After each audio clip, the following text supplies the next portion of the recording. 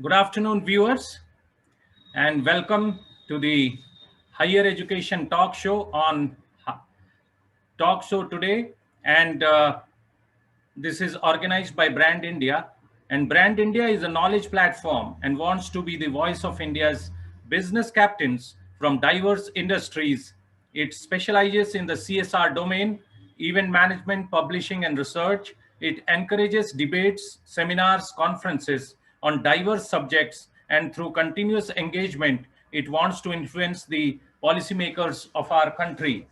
India holds an important role place in the global education ecosystem with 998 universities, 39,931 colleges, and 10,725 standalone institutions, and 34.6 million students. The Indian higher education boasts of having the largest higher education system in the world in terms of institutions, and second largest in terms of enrollment.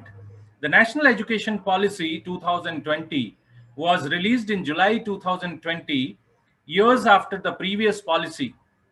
The policy is built on foundational pillars of access, equity, quality, affordability, and accountability and is aligned with the 2030 Agenda for Sustainable Development. Today, I have the privilege of having an eminent educationist, Dr. M.J. Javier, who is our first speaker this morning. And Professor M.J. Javier obtained his BTech from CIT Coimbatore 1976, MTech from REC Warangal 1979, and fellow title from IIM Calcutta 1984. He served as a research executive with Mode Research Calcutta, presently acquired by GFK Global during 1982-84. He also served in SPIC Limited during 1985 to 1990. Then he moved to academics and taught at IIM Bangalore during 1990 to 1996. After that, he held leadership positions in Karunya Institute of Technology, IFMR, SRM University, Great Lakes Institute of Management, VIT University, and IIM Ranchi. Currently, he is serving as a professor of business analytics and chairperson, Center for Technology and Innovation in Liba, Chennai. He has also taught for 2 years in Cal Poly University in San Luis Obispo, California, USA, and for a semester each in Buckingham University, UK, Texas Christian University, USA, and the American University of Armenia in Yerevan, Armenia. He has also taught courses on marketing at PIM Colombo, SP Jain, Singapore, and Dubai campuses. He has authored 3 books, including the award-winning book titled Marketing in the New Millennium. He has authored more than 100 research papers and has contributed extensively to business dailies and magazines. He has won several awards that include Most Motivating Faculty at IIM Bangalore, Chanakya Award for Innovative Leadership, Amity Academic Excellence Award, Ames Award for Outstanding Business School, Director ET Now Award for Academic Leadership, and so on. I welcome Dr. Javier to this morning with his note on the higher education. Thank you. Thank you, Sandeep. Thanks for having me in this session. Of course, we have known each other for more than 10 years now. I know whatever you take up, you try to do your best, and perfection is your hallmark. Nice to be working with you again. Thank you, sir. Yeah. Today, I will try to kind of, do some crystal ball gazing of what is going to be the future of education. There are people who say that in future there won't be any teachers, all robots will take over, everything will become online. So there are multiple scenarios that are being talked about. But before we understand about education, I think we need to first of all understand what is happening to business and industry. because they are the employers of our graduates. Now, primarily, I mean, if I have to put it up in a nutshell, that businesses are now completely networked and managed on platforms and run by algorithms. Please note these three keywords: networked, running on platforms, and of course, managed by algorithms. That's what is happening to many of the industries. Now, traditional industries are still stuck up in their old models, but most of them are going through a massive digital transformation. Now, this is a kind of a different ball game altogether, because the traditional models are different, wherein you strived for excellence, you strived for the highest quality. We worked on Six Sigma. These were the kind of models that were prominent, prevalent. But today we are talking about completely different kind of approaches to project management or product development, which has become very, very relevant in all the industries. We are talking about agile, scrum, and the approaches are very different. You traditionally wanted to make the best of the product and then roll it out in the market. Today, in a highly competitive environment, you need to develop minimum viable product, MVP, and then quickly roll it out and learn from the market and then work towards that. This is a massive shift for companies, right? And also, if you see, in this kind of a new environment, it is a completely different ball game where you have to work with a lot of people. You have to work with your customers. Sometimes you have to work with your competitors, right? Because on a platform, you see, it's all, everybody is there on the platform. Now, how do you thrive in that? You see, for example, the restaurants. They were individually competing in small localities. Today, they are all on this different platforms, Swiggy, Zomato, or Uber Eats. You are part of a platform now. So you are in some sense competing, you are also collaborating. You're working like, one big entity, all trying to cater to different tastes of the customers. Now, that is the kind of a platforms that we are talking about. Similarly, many of us have started using Alexa, Siri, and all these, your artificial intelligence enabled digital assistants. So what you do is, if you want to go for a movie, you ask Alexa, Alexa, what is the best movie I can see today? Watch. Alexa makes a suggestion. Alexa makes a suggestion on what brands you should choose. Alexa does the booking for you. Again, a platform. You see, in the platform, if it doesn't recommend your product or service, you are in trouble. Now, what is happening is that there are no boundaries. You see, all of them have a relevance for education. I'll quickly, come to that education part of it, because I need to build the case for this transformation that has to happen in education industry.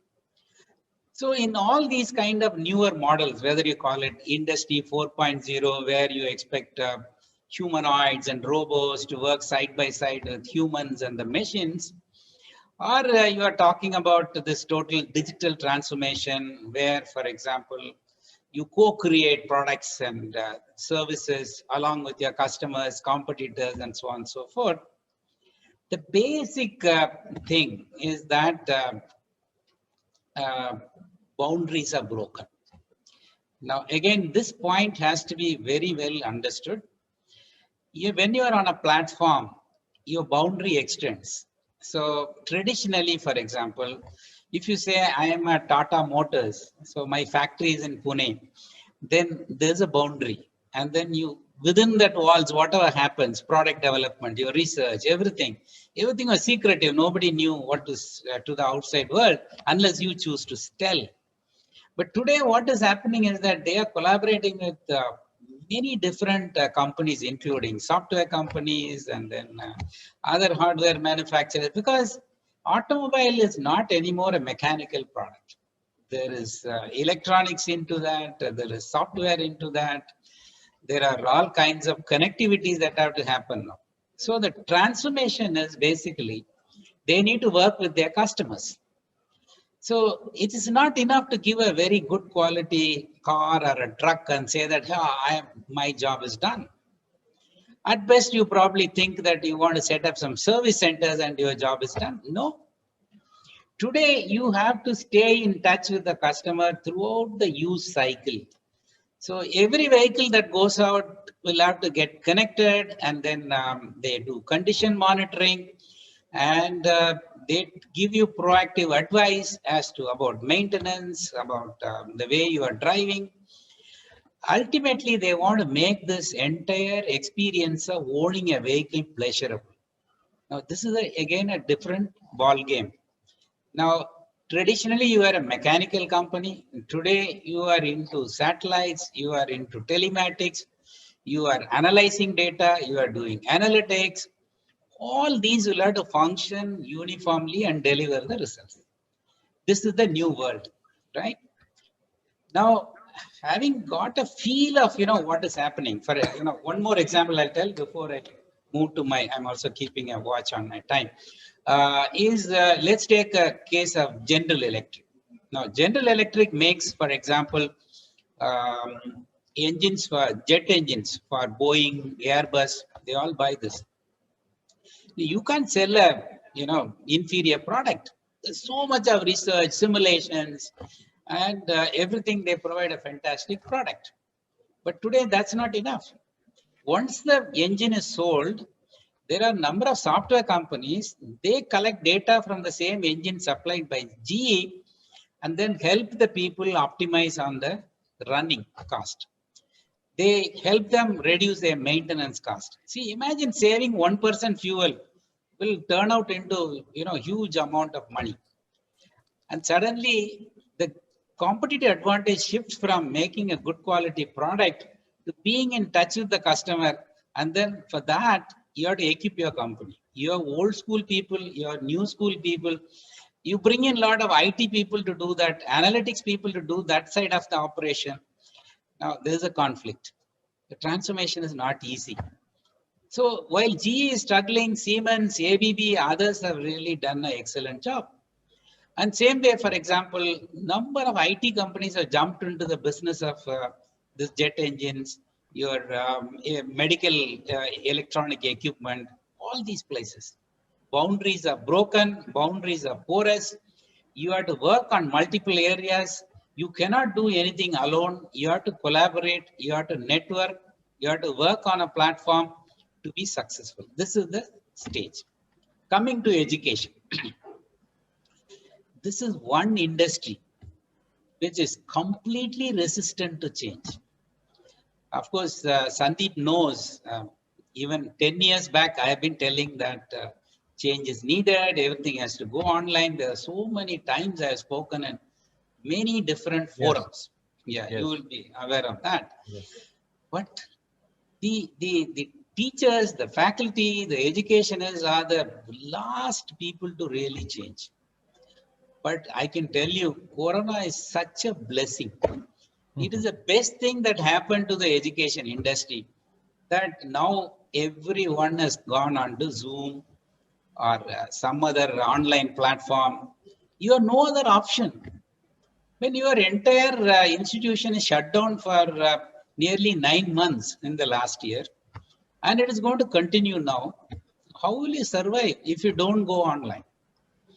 But what they have done is, they have automated the basic physical classroom by going into online. So it's basically you are taking the physical classroom into a digital classroom.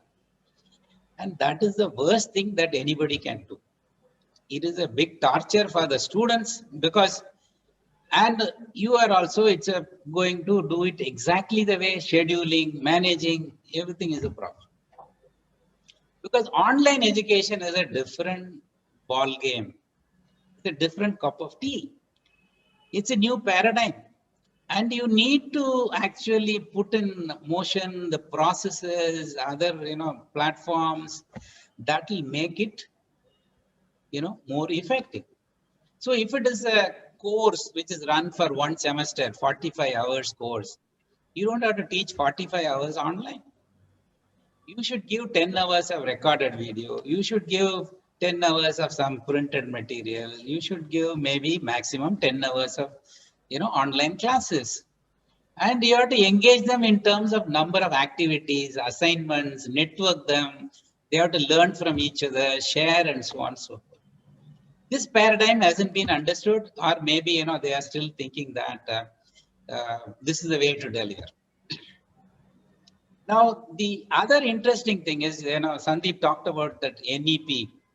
It has such a beautiful vision. Far-reaching ideas are there in NEP. I don't know whether educationists are reading it. Are they really understanding what that document is trying to say? It says that, allow total flexibility to the students. Now, this online platform, you can do that. Without that, you cannot do that. They are saying that, you do 1/3 of your core courses, 2/3 you earn from anywhere, other departments, online courses, other universities, even outside of the country. It offers so much of flexibility, and we are not really taking advantage of that. And the other thing that it says is that a student can study, for example, if you're doing a 4-year undergraduate degree course, 1 year you study in one college, and then afterwards you can transfer to another college, anywhere in the country. Now the government of India is setting up a credit bank so that all the credits earned by you in any institution will be transferred to the credit bank.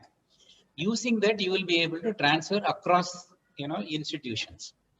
Now, this is such a brilliant idea. And of course, it should happen quickly. This year, government is committed to implementing NEP. All this is not possible. See, they have the foresight. They are really looking at a total digital transformation of education. Then only these are possible. Then only you will be able to allow students to move from one place to another. Then only it will allow students to, for example, take courses from other departments within your university. Now, these are the kind of changes that have to happen. Now, the point is, could certain people have understood? Some slowly the changes are happening. At least now, most of the teachers have got used to this concept of talking online, using a digital platform to deliver their lectures, right? Now you have to go to the next level. And that is, the biggest complaint that most of the teachers have is that the students switch off their videos. We don't know whether they are there or not. If you ask them, they say that network problems are, so I can't keep my video on. And then they go to sleep. We don't know whether we are speaking to the wall or actually we are, really having students listening to us. Now, these are basically reactions, negative reactions. You see, if you are a good teacher, you can always pull up each of the students and then engage them in a conversation. You can conduct a poll. Even within the limited technology that we already have, we can do all these things. But we are going to talk about future. The future is already, for example, your proctoring systems. So next level, we will move into proctoring systems. These proctoring systems will monitor each of the students. And at the back end, there will be a AI-enabled system which will assess, for example, each one of the students as to whether they are listening, whether they have understood, whether they are having difficulty, are they, distracted.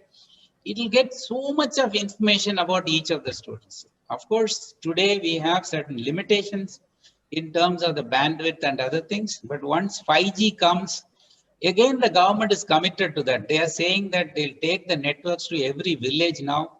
Hopefully, they'll also bring 5G to all the institutions and connect them and provide these facilities to students. Once it happens, then, for example, even in a real life classroom, what you cannot achieve in a real life classroom can be achieved in an online class. because your online proctoring system will continuously monitor and give feedback to the teacher. Who are all students who are not understood? Who are all students who are already, got the idea and they are feeling bored? You will get a lot of feedback about each of the students. Then you can change your instructional design according to that. Now, this is going to happen. And once that happens, for example, at the end of the class, it will give you class participation marks for each of the students. And attendance, presence, everything will be tightly monitored. Even in a physical classroom, I can tell you that you won't be able to monitor 60 students. But in the online classroom, 600 students, the robot will monitor, mark them on not participation, mark them on their level of attentiveness, everything it will give. This is definitely going to happen. Okay. So after some time, we will all wonder, for example, how the hell did we teach without all these facilities? And then you will realize that this is the new normal, right? So today there are still a lot of skeptics who say that no, there's nothing like my physical classroom. I somehow have to get back to my physical classroom. They're dying to do that. See, all that will not work. In an online class, you have to be a lot more prepared, lot more structured, lot more planned. So you have to plan the entire delivery mechanism, which part you're going to give online, which part you're going to give offline, what assessments, what evaluation. There's a lot of planning. So it will increase the workload of the teacher initially. But once you have the course ready, you will be able to do a wonderful job. Now, coming to the next point of this industries becoming, porous, the boundaries becoming porous. Now, that has to happen in education industry too.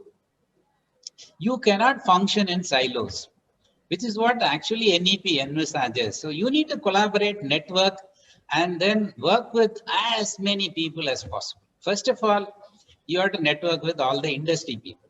So industry people should be able to teach freely, which is happening. And because I'm part of now the Loyola College, which is ranked within the top 5 best colleges, arts and science colleges in the country. What we have started here is that just using the alumni, because it's a 100-year-old institution. We have huge number of alumni in all over the world. And we have connected the alumni, and then alumni have started teaching our students.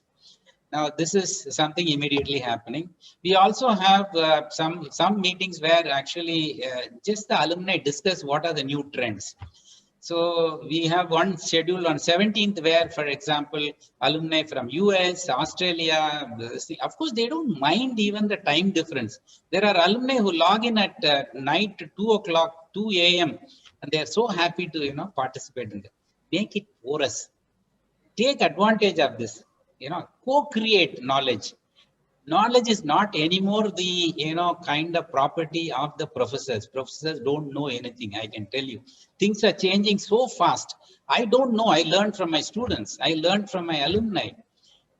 That is how actually we have to grow. Then the other thing is industry people you can connect. You can network with all other industries. Like what we have done here is that all over the world there are so many Jesuit institutions which are the best in the world. And they are all in top class in US, in other countries. So what we have done is now we are networking with them. And then we are offering, we are getting them to teach our students. And in addition to that, now we are starting our liberal arts program where a lot of it will be done by our partner institutions. So you have to collaborate, network, work with others, make the boundaries porous, and then co-create knowledge. And of course, get the students to learn, for example, in the way they like. That's the last point. I'll complete with that. And your degrees, all those things are meaningless. That is why NEP says that you work, you attend classes for 1 year and go out. Come back and then earn credits. Work sometime, then come back and earn credits. Whenever you have sufficient credits, you go and encash it, get a degree. You see, this is how it is going to be. I call this a hop-on, hop-off model of education. The future is going to be hop-on, hop-off model of education. For that, you have to collaborate, you have to network, you have to have the credit bank, and create that kind of an environment which will make completely, skill-based education as needed by the industry. And the industry will be very happy to network with you. They will train your people and they will take them. Alumni will train your people, and that's going to be the future model. Wish you all the best. I'll be happy to answer if you have any questions. Thank you very Thank much for you. the opportunity. Thank you, Dr. Javier, for your insights. Now, my second guest this afternoon is another eminent educationist, Dr. Jawahar Surisetti. Dr. Jawahar Surisetti is an eminent psychologist, futurist, TED speaker, advisor to government, best-selling author, and an innovator. He is a doctorate in psychology from the University of Washington. He has been lately adjudged as one of the top 24 policymakers of India by leading daily New Indian Express. He has been bestowed the NYT Da Vinci Innovator title for the innovations in social education to uplift the disadvantaged. His career yatra to the Mofussil and tribal areas of India and helping 1 lakh student every year find a meaningful career to be able to grow and sustain not just their education, but later support. The families have been supported by Tata CSR, Jindal Steel and Rungta Group, Dainik Bhaskar and Ministry of School Education of many states. He advises the Government of India on policy issues and innovations in education, startups and youth affairs. Known worldwide as the Think Professor of his art of thinking, he engages with 2.4 lakhs children and parents across the globe through the UN expedition called Explora, exploring the minds of the youths. His two best-selling parenting guides, Mama and Me, for parents of kids aged newborn to 5 years, having sold more than 1.7 million copies worldwide, and Go to Hell or Come to Me for parents of teens, released last year. His exemplary social enterprises have like My Beti for the girl child, Religion of Youth for youth, and Happia for the happiness of the world have been applauded by the UN and included in the SDG report in 2017-18. He has his innovation think curriculum, for which he has been awarded an honorary doctorate by Columbia University, fosters thinking in learning and has been funded by the Bill and Melinda Gates Foundation.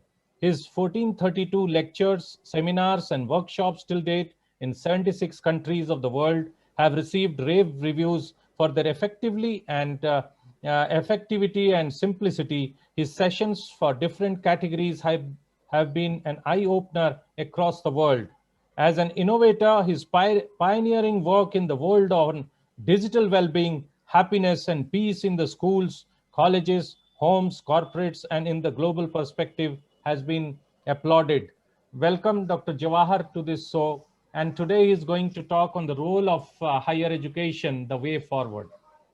Welcome you, sir. Thank you, Sandeep. Am I audible? Yes. Okay.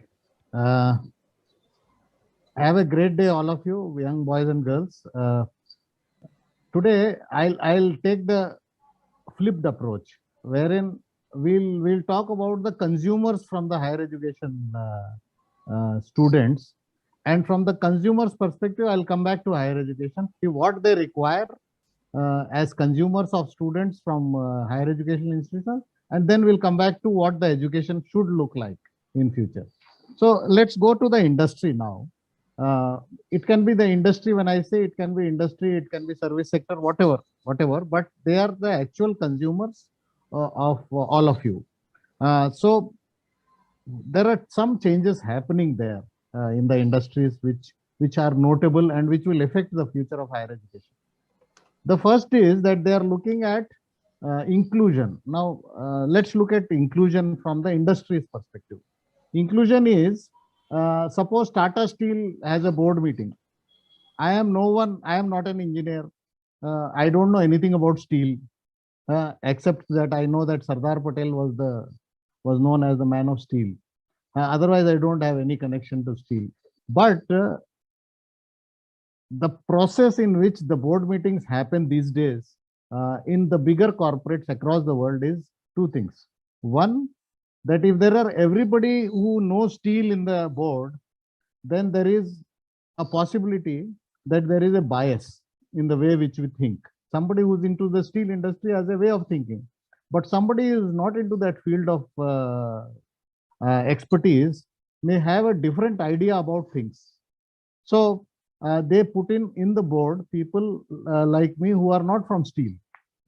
This is an important aspect because earlier the thought process in higher education was कि अगर मुझे steel में जाना है तो I should do mechanical engineering और metallurgy और mining something like that. It is not like that anymore.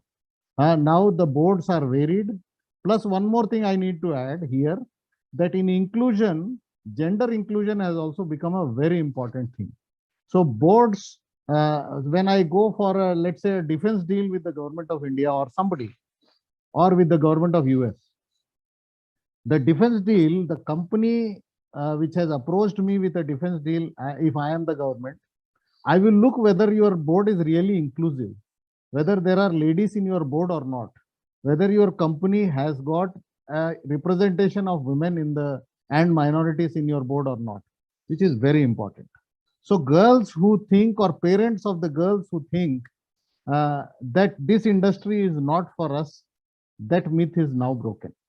Whether it is mechanical engineering, civil engineering, जहां लगता था कि लोहा उठाना पड़ेगा या कंक्रीट उठाना पड़ेगा, लड़कियां are not fit, so go for only computer science, go for only electronics. That myth is now broken. Corporates are thinking differently, and mechanization has made it easier that even girls can work in industries which were considered to be male-dominated industries. That is the first thing. The second thing is innovation is the key now. So for innovation, I'll give an example. There is a big company known as Mukund Industries Limited. Mukund is a manufacturer of steel in Mumbai. Most of you who are in Mumbai would know it. I was the president of Mukund at one point of time.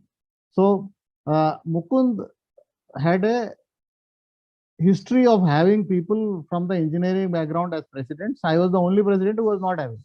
Mukund also had a flexible packaging unit.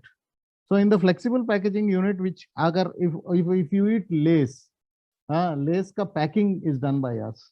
Or if you take a toothpaste, soft skills toothpaste, that packing is done by us. Such thing packaging we used to do. So we had a web width of 6 feet. That means any printing that could happen was of 6 feet. And the aluminum foil that used to come to us was of 7 feet. So what we were doing is the foil is laminated and then there is a 4-color printing that happens.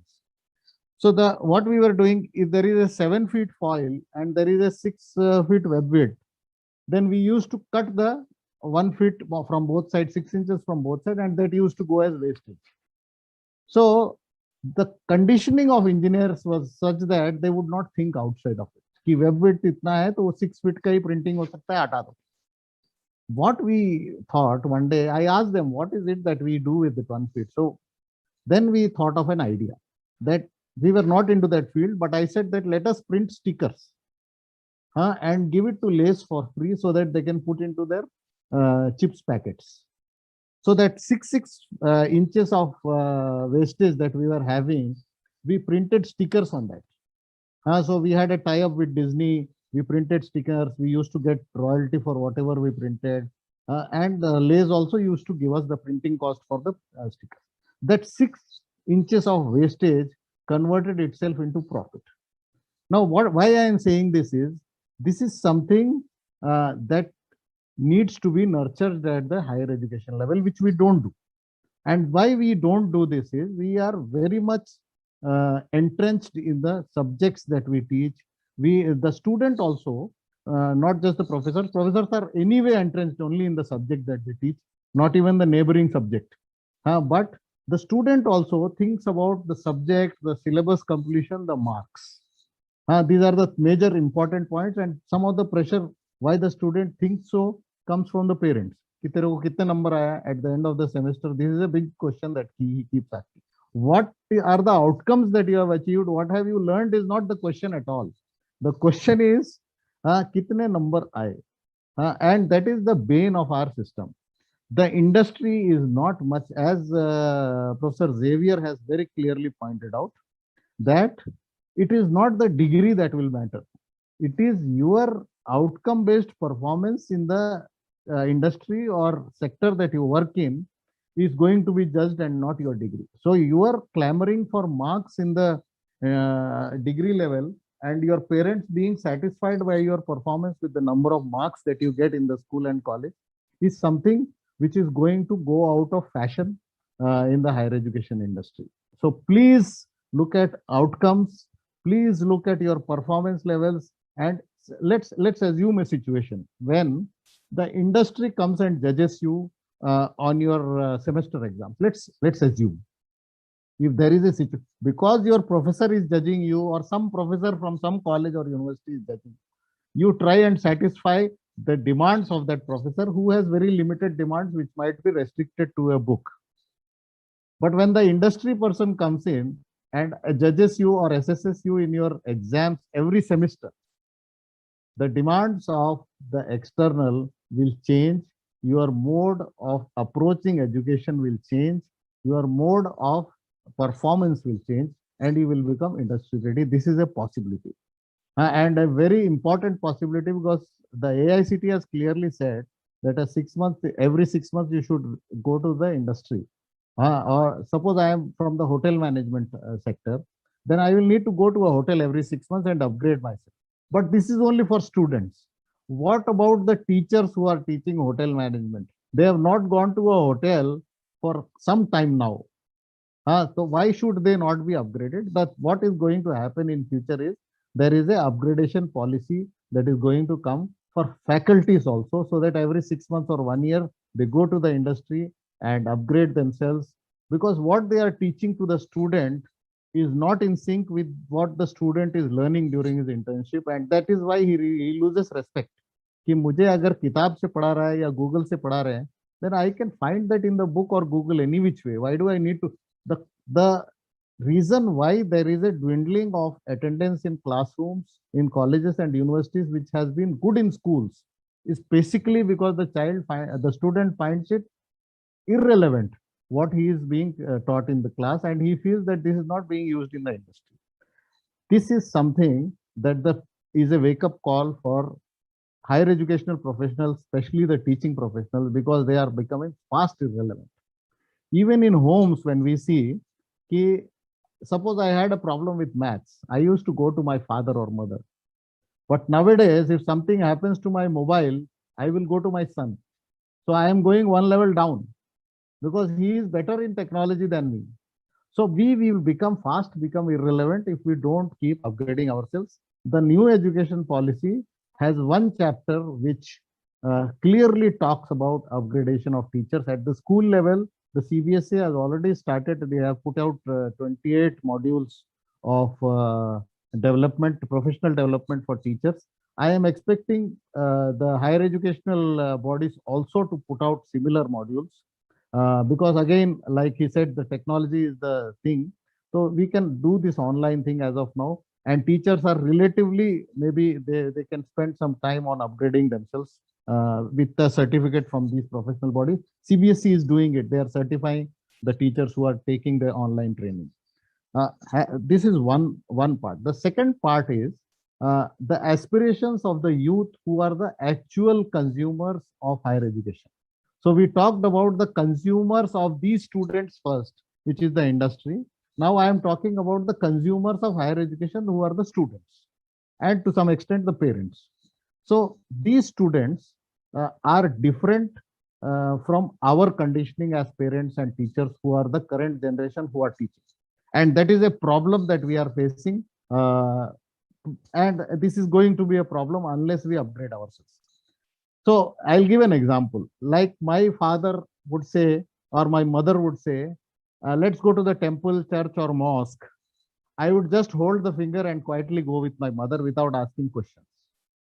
But today's young boy or girl, the millennial or the centennial, he will ask question. What will I get if I go to the temple, mosque, or church? Across the world, there is a dwindling population going to churches, mosques and temples. And this is the reason. The reason is that they are asking questions, why should I go there? If I don't have a logical answer, my father would say, or my mother would say, I come to the temple, I will ask why. Then he will say, because I am telling. That was our generation. But this generation, if we say that because I am telling you, come with me, he said, give me the logic. What do I gain from going there? If I am not well versed, there might be a logic. I am not saying no. But if you are not able to logically explain to this millennial or centennial why I should go to the temple, the same question will apply to higher education. He will ask to the professor or teacher, why is attendance compulsory? What am I gaining from going to the institution? And if you are not able to logically, you will say attendance 75% hona chahiye. That is no logic. That is force. So if I am wasting my time, the student will ask this. If I am wasting my time coming to you, then I go to some platform like Unacademy, Simply Learn or something and gain something useful by taking a short course from one of the industry experts or some of the best in the industry. Then why should I come to the school? And this is something that is the future of higher education. One, modular education is going to be the future, where if I am interested in artificial intelligence, I can take it from the best of the world, which is available online, instead of coming to the class and learning it from a teacher who's fresh into AI, or maybe even he might be an expert in AI, but I'll get it someone better from someone better, and I will take a modular course and bank the credits. Second is, the modular course allows you, suppose I am today I am beaming this from Taj Palace in Delhi. So there is a morning I had a buffet. The buffet had, let's say, 25 items. So what I have to eat is from these 25 items. So that restricted choice is that from these 25 items, have as much as you want. Whereas in the lunch, when I go, there will be no buffet. The menu card is there. The higher education and school education system are now becoming a la carte. So the buffet which earlier used to be there, if you want to go for engineering, then you should take maths, physics, chemistry. Even if I don't want to go for engineering, but I love maths, you have to take maths, physics, chemistry. If I like biology and physics and I don't like chemistry, I have to take biology, physics, chemistry. Even if I don't want to become a doctor, I have to take biology, physics. So this was a buffet that was laid out to us कि आपको खाना है तो इसमें से खाओ, नहीं तो मत खाओ. Now the system is good. In the national education policy, what they have done is that we had two things, scholastic and post-scholastic subjects. So it was maths, physics, chemistry, commerce, economics, etc. were scholastic subjects, and post-scholastics was music, fine arts, sports, craft, everything. So now all post-scholastic subjects have become scholastic subjects. So if I want to take maths, physics, and sports, I am allowed to take that. The beauty of the policy is this, that it has become a la carte. No buffet system now. आप menu card उठाइए, जो चाहिए आप लीजिए उसमें. So now they talk of sports integrated education. Now they are talking of music integrated education. Now they are talking of art integrated education, which was not talked of earlier. The last point that I want to make is that when we are talking of IITs or IIMs as single discipline universities or institutions, the National Education Policy says multidisciplinary education and research universities, which is MERUs. Now, by 2035, we are looking at all universities across the country becoming MERUs. So IIT, the logic behind this thought process is very important. That I am one of the best engineers in the country or the world if I am from IIT. I am one of the best management graduates from the world if I am from IIM. That's fine. But if I am a very good engineer and I don't know how to apply my technology to the society, what is the use of that engineering? So multidisciplinary universities are precisely, and to 2035, you will have all IITs and IIMs also being converted to multidisciplinary. Although some IITs are already offering management and they are already offering humanities subjects, and some of the IIMs are already offering humanities subjects, it is important that all universities across the country become multidisciplinary, so that the choice is more. Application to society is important. In a very important consumer of higher education is if you go to JNU and Delhi University, is the civil services exam. Delhi University has a aura about it. When in the evenings there are discussions happening, in the nights there are discussions happening in Delhi. Why I am saying this is, you have one optional subject in civil services. It can be anything. It can be engineering. It can be English. It can be any subject. It can be mathematics. It can be biology. But the second paper of your optional subject, the first paper is theory. So if you take, let's say, psychology, they will ask, what did Freud say about dreams? What did Weber say about society? Or something like that. Or what is Pavlov's conditioning and all that. So that's a theory. Everybody scores marks in that. But civil services paper 2 is your application of that subject, even if it is maths to society, where nobody is able to score marks until your thinking processes are in place. So if I say that, what is the use of Akbar in today's world? Why do you teach me Akbar? Student might say that. So in history, if somebody has chosen in UPSC history as the subject, and somebody says, what do you learn from, if you were in Akbar's shoes, how would you have avoided the Battle of Panipat? The student does not have that knowledge to think analytically about Akbar, because he has been taught Akbar is the son of Humayun. He was born in, he fought the Battle of Panipat with Hemu, etc. But why he fought, and how you can avoid is something which needs an analysis. And paper 2 of civil services is a eye opener for anyone, any subject that you take. And precisely that is what has to be taught in the higher education institutions, where the student needs to analyze any subject that he takes. Even if it is music, why not analyze it? So I am seeing thinking or 21st century skills, which is again a mention in the national education policy, as playing a very important part in all subjects of higher education, in all disciplines of higher education. And design thinking, creativity, coordination, all these things are required in the industry. And these are some things that I think find a place in the future of higher education. I will try to end by saying that the future of higher education is more inclusion, more creativity, more thinking, more application, and more diversity in the choice of disciplines that you choose.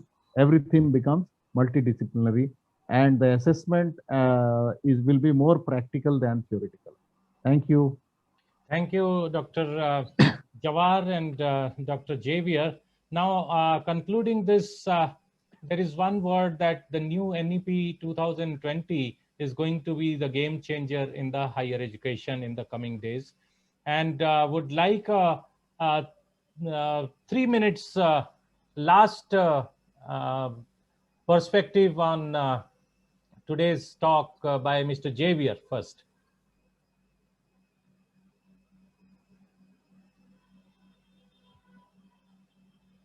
You are muted. Thank you, Dr. Jawar. I think we are in sync with regard to whatever we are trying to say. So all I was saying is at the institutional strategy level, I said there has to be a digital transformation of educational institutions, and their boundaries have to be porous, and they need to network, collaborate, and co-create subjects. That's a major thrust of what I really was trying to communicate. In addition to that, I did talk on what NEP is visualizing, which was again reinforced by Dr. Jawar, is that everything will become kind of, this skill-based, and then education will be just in time. So you study skills as and when needed, so it's not that you study, get a degree, and then forget about it for the rest of your life. So that's where I said use the word hop on, hop off model. So NEP allows for that kind of, education. Education is lifelong, and that's going to be the future. And you have to be prepared for that. And the institutions have to really, open up network, and then provide that kind of opportunity to students. For that, digital transformation is absolutely critical. Now, Dr. Jawahar, your perspective. So, first of all, the NEP this time is the first policy that has come post-independence that I can see has had such a student-centric approach. So the first time a policy is not made in an AC room, considering keeping the government at the center or the institution at the center. We put the student at the center and looked at it, and that is why that is an achievement of NEP. What I am trying to drive is, if it has to percolate downwards to colleges and schools and universities, one, it has to be student centric. The institution has to become student centric, understand the aspirations and needs and desires of the students, as well as the consumers of these students, which is the industry or any sector of employment, and then come up with courses, oblique disciplines, oblique skills to equip them to cater to either becoming an entrepreneur or becoming a employee who's equipped with employable skills or 21st century skills. So I wish that institutions become more student friendly. Not that it is always required that a student is always right. It is not like that. But a majority of what the student demands and what I give, there is a huge gap between both. That gap should be bridged is something, and that too based on the need gap analysis, not gender. And finally, the implementation of NEP is only as good as these institutions. If the NEP is very good and we don't implement it, it will remain good on paper. So it is the institutional framework in India which needs to respond to the policies and try to make a better result-oriented mimplementation of the policy to take it to better levels. Thank you. Thank you. Thank you, Dr. Jawahar, and thank you, Dr. Xavier, for giving your important time for this talk show. And on behalf of Brand India, big hearty thanks to both of you. Thank you. Thank you.